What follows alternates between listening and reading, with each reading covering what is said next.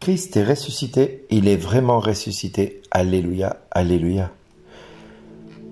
Écoutons cette parole de ce jour qui nous dit « Celui qui reçoit mes commandements et les garde, c'est celui-là qui m'aime, et celui qui m'aime sera aimé de mon Père. Moi aussi je l'aimerai, et je me manifesterai à lui. » Puis il dira à nouveau « Si quelqu'un m'aime, il gardera ma parole. Mon Père l'aimera, nous viendrons vers lui, et chez lui nous ferons une demeure. »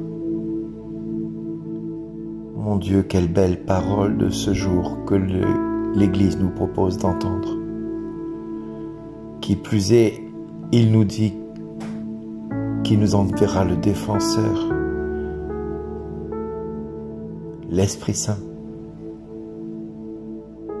Ce défenseur qui va nous enseigner tout et qui nous fera nous souvenir de tout ce qu'il nous a dit.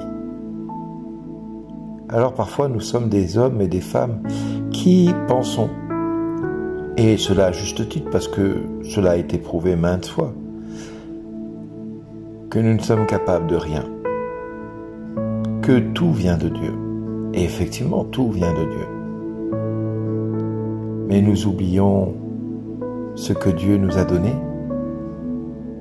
notre défenseur, le Saint-Esprit, celui-là même que le Père a envoyé au nom de Jésus, pour nous enseigner tout ce que vous êtes en train d'entendre, et pour vous rappeler tout ce qu'il nous a dit.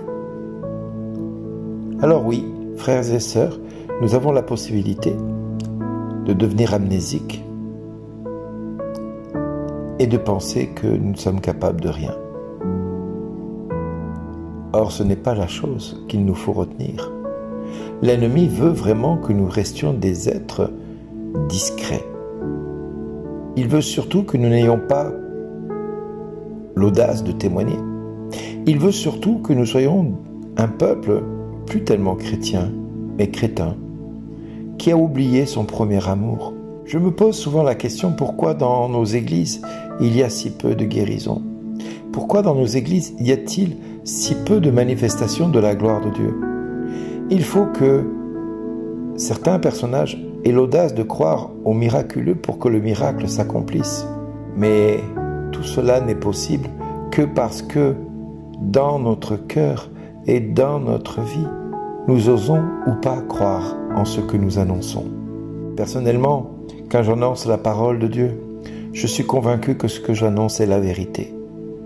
Je suis tellement convaincu que ce que j'annonce est la vérité que je y crois moi-même. Je n'ai aucun doute que c'est la vérité. Je n'ai aucun doute que ce que je dis, c'est vraiment Dieu qui dit cela. Il ne s'agit pas d'analyser cela comme étant des exégètes ou des biblistes qui vont traduire cela comme étant Dieu a voulu nous faire comprendre ceci comme cela, tatati tatata. Non, moi je prends la parole comme elle est, je la garde dans mon cœur. Et comme je la garde dans mon cœur, je suis sûr d'une chose, c'est que mon Père m'aime. Vous savez, notre Papa du ciel. Je sais que mon Père vient à moi et qu'il fait chez moi une demeure jour après jour. Malheureusement, trop de personnes encore aujourd'hui pensent que la parole de Dieu ne leur est pas adressée en personne. Trop de personnes entendent la parole, mais n'ont pas la connaissance de qui elle vient, cette parole. Comme je vous ai dit cette parole, je sais que c'est Dieu qui s'adresse à moi. Comme je vous ai dit cette parole, je sais que c'est la vérité et je ne peux la nier. Je sais de qui elle vient et je sais par qui elle m'est donnée. Je sais que le Père, dans son infinie sagesse, a voulu que j'entende cette parole et pour cela, il a permis à son Fils de venir jusqu'à moi me transmettre cette parole pour que lui demeure avec moi et demeure avec tous les miens. Mais vous savez une chose, l'Esprit Saint, le défenseur, le paraclet, celui qui nous protège contre l'adversité de notre monde, qui veut que nous soyons du monde. Or, le Père, dans son infinie sagesse, nous a dit par Jésus, « Je vous laisse dans le monde, mais vous n'êtes pas du monde. » Or, beaucoup trop d'hommes et de femmes de notre temps se disent chrétiens, mais sont du monde. Ils ne sont pas hors du monde, ils sont du monde. Et ils vivent comme le monde leur dit de vivre. Ils ont oublié leur premier amour qu'est Jésus. Ils ont oublié qui a envoyé Jésus, le Père Tout-Puissant. Or, s'ils vraiment ils avaient le Saint-Esprit en eux, ils entendraient Dieu leur dire tout cela. Ils se rappelleraient tout ce que Jésus a fait et a dit. Il nous enseignerait de nouvelles choses. Alors, frères et sœurs, en ce jour du 8 mai, prenons le temps d'écouter la parole de Dieu, de nous l'approprier, tout comme Paul et Barnabé. Ayons cette audace que même dans la fuite, nous ayons encore le zèle à prononcer le nom qui est au-dessus de tout nom, Jésus. Paul et Barnabé, même s'ils fuyaient la mort ou la lapidation, ils continuaient là où ils allaient à annoncer Jésus-Christ, à témoigner de leur foi avec zèle et puissance, au point que cet infirme de naissance se lèvera sur ses jambes et se mettra à marcher en une fraction de seconde.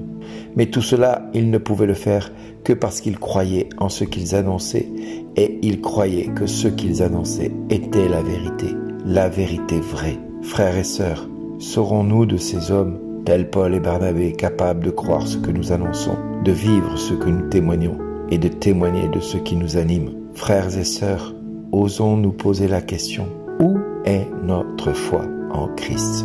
Où est notre foi en Christ? Père, toi qui m'as aimé, toi qui aimes mes frères et mes sœurs, merci de t'être manifesté par Jésus.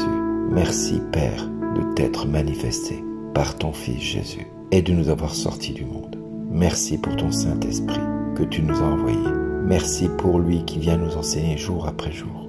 Merci, merci Papa, dans le nom puissant de Jésus. Amen. Merci d'exister.